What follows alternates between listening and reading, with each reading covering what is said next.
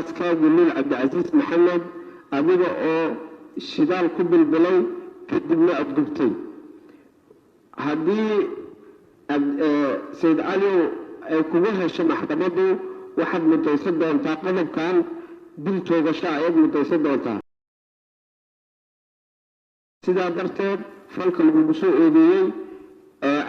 إلى دل برارة جلستي أبيض أو بدل حاسكاوي قبتاكنا ولمتي تي فالدنيات كاس مبسوط إيدي ما كشيء مثل مجلين مثل دوت شرعية ترتها دوت شرعية كخبا سيدا درتب آخرين تصفى عود بديسو سؤالان محكمة كويدي دونتو آيات سدح جواب مدد بحد أنت إلى في الدنيات كذا شيء إلى دنجلين إلى دوت شرعية كقبته لما الدم إلى دنجلين إلى دوت شرعية كقبته قررنا بعد كذا جواب ترى حدي لا بعده سيدا درتب آيات أي محكمة كويدي آخرين دونتا حديث كهذا الذي بدو قرر كويدي محكمة كويدي كبلاد الأسرة بالبيو أو فسقنا في تدبات الملكو حير كان عقاب الصوماليات لنا هيسوع بسنة سيد علي معلم داوود إلى الدلم حرس عثمان كل شحمر دقمدق بركيلين نحر كقد بدأ أيضا كوبات بي كسأة سوى فرسن قلبك أفر بغل صدني أفر للا أفر قلبك صدني سجال فقردي سباء حير كعقاب الصوماليات رابع أيضا لبعض باوع سوى فرسن قلبك أفر بغل أفر فقردي سكوبات حير كعقاب الصوماليات ولا آخر قلبك صدق إيه سجال فقردي سباء حركة عقاب الصوماليات ففاهية الدنيا إذا سنة سيد علي معلم داوود إذا كوبات سيد علي معلم داوود وح حفيز كحلاليه جودة قرن كوبا بين يا أبيض سيد علي معلم داوود إن تكحت جدبتين قلبك أفر بقول صدق إيه أفر ولا آخر قلبك صدق إيه سجال فقردي سباء حركة عقاب الصوماليات سببته واحد سيد برير كل شيء مرحومات من عبد العزيز محمد أبوه أو سي أرحم براءة باسين وكل شيء كل البلاد كدب لعب دبقة بتسيسي سيدا فلا أوجريوتي دبكي أبقى بتسيسي أبوه مرحومات أبقبتي عياء هاد حاس كذا وحاملة حل أب فلكاس أرحم براءة كل كعدي وحنك بحثتي وابتي وفلكو كدعي هذين مقدشة ونبح ستي قبل كاب الجدود هل كاسنا كاسو قبتين عيدا كأمريكا دولة الفدرالية كصوماليا يقوى ماموكا بالمدد وحد خوك علي فعل أرحم براءة إسلام مركا نكو حسن قضبك صدني سغال فقردي سداء إحارك عقاب الصوماليات أو سفالها دنبقى أسلية تاريخ دا دنبقى دعاي لحية لباتنكي بشي كوبات لباكل أفريا لباتنكا وحا وكدعي موالد المقدشو دار أهد دقمدة بركيلي وحا لبنكا قرنك صوماليات إيه إهلادة مرحومة سيد علي معلم داوود حفظك حبلانيه بيه قرنك وحكم يهوديي إلا جيستي بالمرأة إلا جيستي أسكاب من عبد العزيز محمد أبيض أو شدال كبل بلي كدبنا أبدبتي هذه سيد علي كوجه الشمح تبدو واحد متوسط أن تعقد كان بنتو غشاء متوسط أنت سيدا درتب فلك المبسوط إيدي إلى دل برارة جلستي أبيض أو بدل حاسكاوي قبتاكنا ولمتي فالدنيات كاس مبسوط إيدي ما كشيء مثل مجلين مثل دوت شرعية ترتها دوت شرعية كخبا أوكي هذا الوضع حفظك حلاليه جودة قرنكو وحكم مبسوط إيدي قضبك هذا كحس قضبك أفر بغلي أفرت الفقيدي سكوباب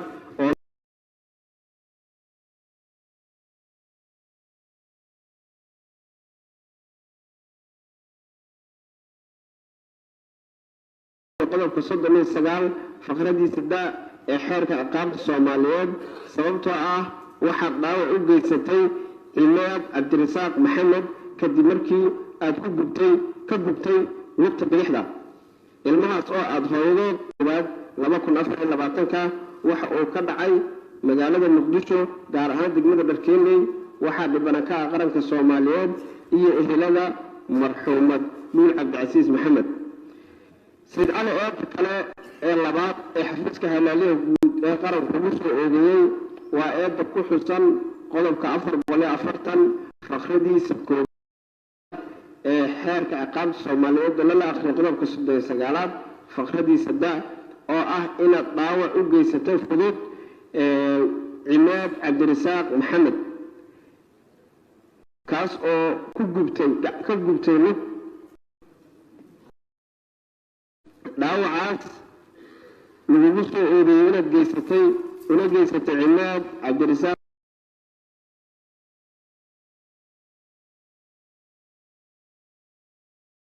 maxamed oo haddii lagugu helo qodobkan xafiiska xadlaalinta kugu soo oodayay aada mudayso doonto xarig u dhexeeya 3 sano 3 beri ilaa iyo 3 sano faldambiyeedkaas ma gashay mase ma gelin mase dood sharciyeed qabta dood sharci ayaa ka qabaa وكات هاي يفرش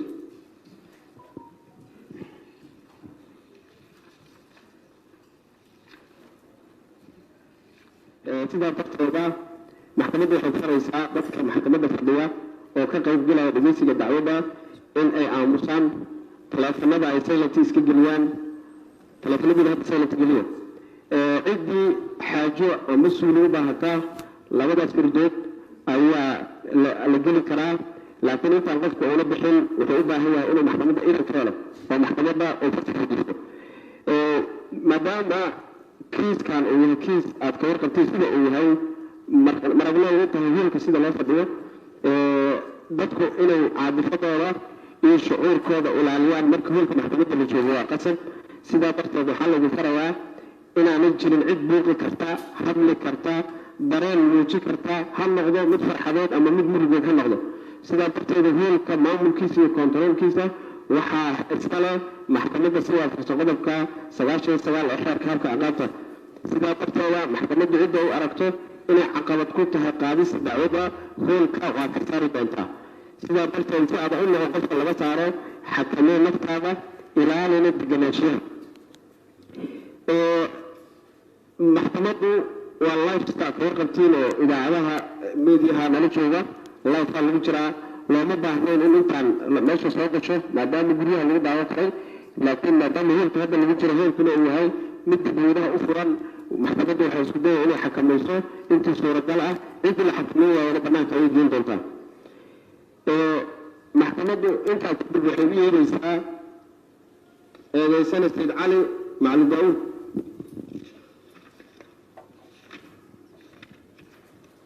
halkaas ogsa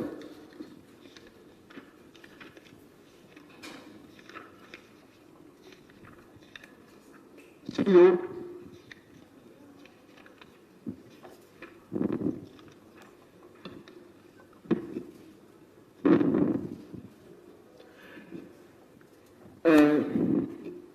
سيد علي محكمة waxay ku akhrin doontaa eedda uu ku soo jeediyay xafiiska xablaaliha gudaha qaranka taariikhdooda ay tahay 18 bishii 2024 ku taariikhaysan سنده أو تهاي شوكل سديد بقول سودانية شن لبكل أثر لبطن إيقاس وتفهم دوتا محكمة دو كوا أخينا صفة فاتنة كوا أخينا إسا إيقاس وتفهم دوتا وحال الله حاضر فهم الحق وحاضر الله لهي شرعي كوا بلانا إن أبتراهو مفهمين وحاول فهم محكمة دو كوا أخينا إسا فقو فهمته واحد كل جواب يسأل إنه فضان واحد فهمتين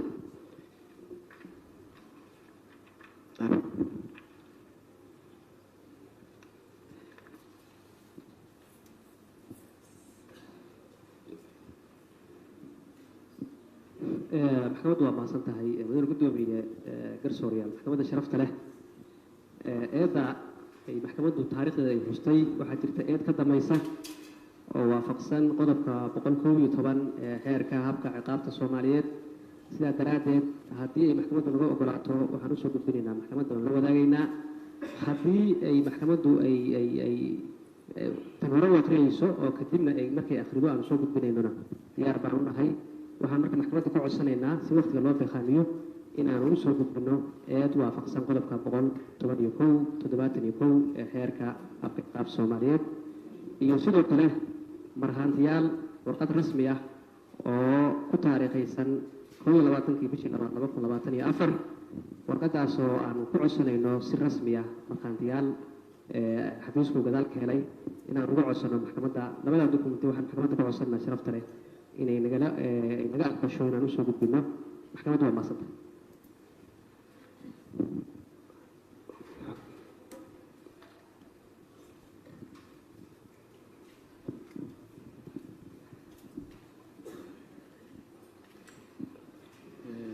warqaadka codsiga ku soo gudbiya xaalalaha ka jawaab بسم الله الرحمن الرحيم محكمة شرفت له مدن قدومي قرصوريا waxaan anigu haynaa oo ay maxkamaduna siisay eedda sumadeedu tahay 5835/24 eeddan ayada ah waxaan gelinay waqti kiiskana waa kiis aad xasaasi u ah eedda la soo bedelay waxay noqonaysaa in loo helo fursad eedaysanahan wuxuu xaq u leeyahay in uu helo waqti uu isku difaaco sidaas darteed eedda bedelkeeda dibnu u aragno laakiin isdifaacidda eedda aan iska difaacayno iyo jawaabta aan rabno inuu ka bixiyo eedaysanaha oo ahayd 3 jawaabood mid ku habboon sidaas darteed waxaan codsanaynaa in haddii eedda laga aqbalayo ay noqoto mid dib dacwadana loogu dhigo si aan u diyaarin maxkamaddu waa mahadsantahay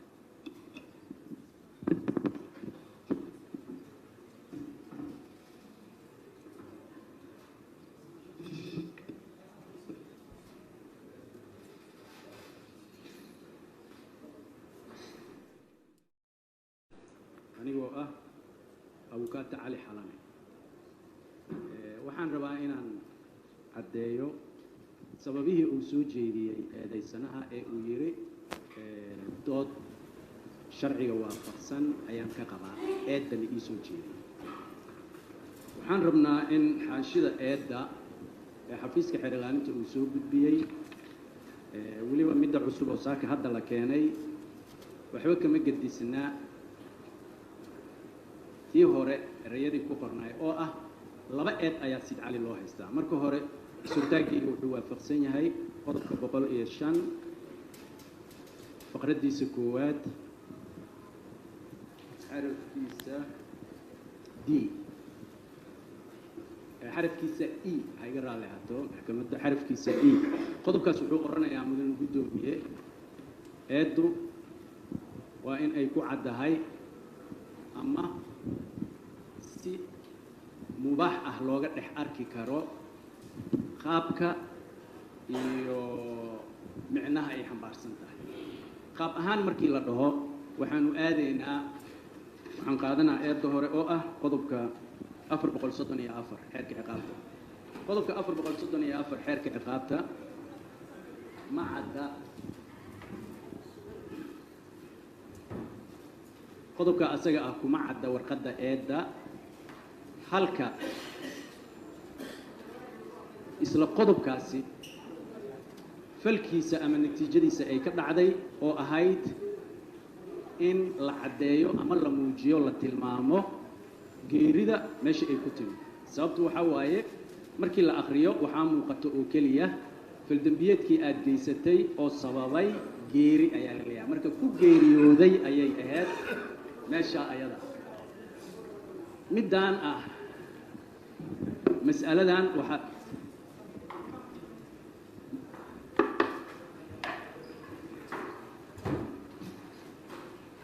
أكرم سديم midaan mas'aladan u baahan in la qeexo qodobka 71 ee eedda wuxuu tilmaamayaa ama uu cabirayaa inay muhiim tahay in la sheego midda xigto mudan gudoomiye isurtaageena waxa waaye markii maxkamadda ay nala fiiriso qodobka 440 faqradiisa koowaad ee xeerka ciqaabta oo tilmaamayo dhaawaca fudud ma cadda lamana sheegin tibaax la rabay eedda in lagu bixiyo oo ahayd sifaalihii gacanta gubitaanka uu looga sameeyey dhibanaha labaad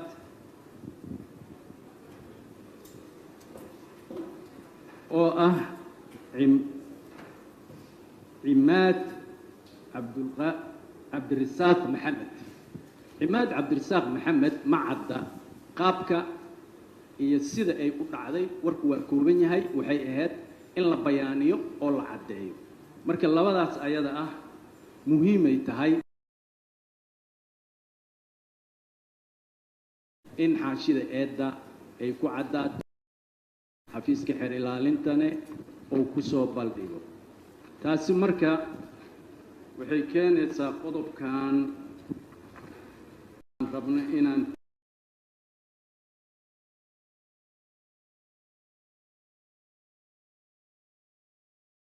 taagno is-hortaaggeena labada eed markii la isku dayo. mudan guddoomiye, arrintan arrin muhiim ah waaye oo dacwad kastoo ciqaaba ay muhiim u tahay. waxa waaye waqtiga eedaysanaha xurriyadda laga qaaday ama la soo xiray in la caddeeyo. waxaynu ku caddahay qodobka 71 faqraddiisa koowaad xarafka h ama h. qodobkaasi wuxuu tilmaamayaa, uu leeyahay tilmaamta haddii eedaysanaha lagu hayo xarig xabsi ah. marka in la tilmaamay ahayd eedaysanaha saakin waxaan ognahay in asoo xurriyadda laga qaaday xabsiga laga keenay. marka xafiiska xeer ilaalinta eediisa waqtiga la xiray muhiim waaye. sababtu waxay tahay waxa keliya oo la tirin doono waxay noqonaysaa muddada